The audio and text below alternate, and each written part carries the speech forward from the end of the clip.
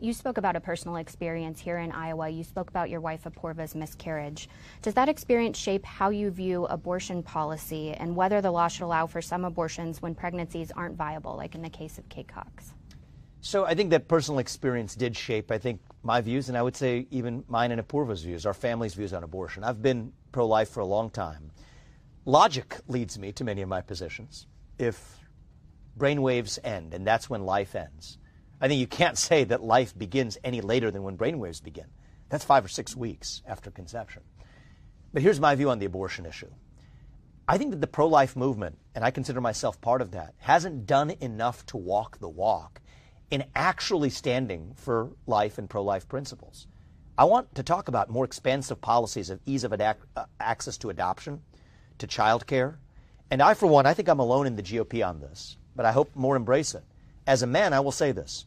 We need to codify sexual responsibility into the law to say that if a woman brings a child to term, she should, at her option, be able to make the man, the principal caretaker, financially responsible for raising that child if it's confirmed by a genetic paternity test.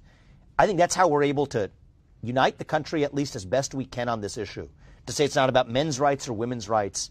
It's about human rights. In the case of a pregnant woman who was assaulted when the unborn child died, I haven't met one person, left or right, who says that that criminal doesn't deserve liability for that death.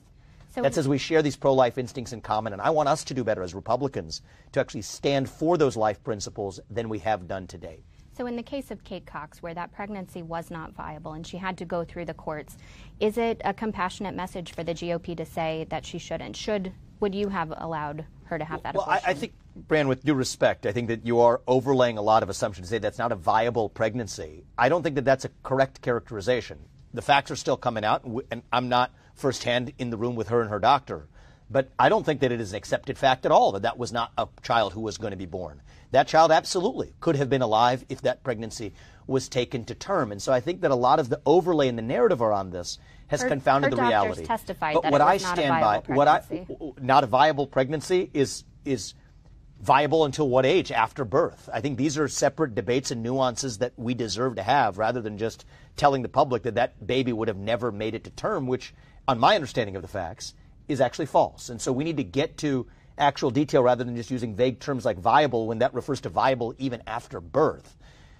What I think we need is sensible policies in this country that implement pro-life views. And the pro-life views that I support are no federal funding for Planned Parenthood. Our taxpayers dollars shouldn't be going to fund Planned Parenthood. I think we need to stand for life in the form of access to adoption, access to child care. I think we can have a legitimate bipartisan discussion about that. And I favor a policy that says this should not be borne exclusively by women. It's wrong. I think men should share in this responsibility equally, or at least as equally as we can.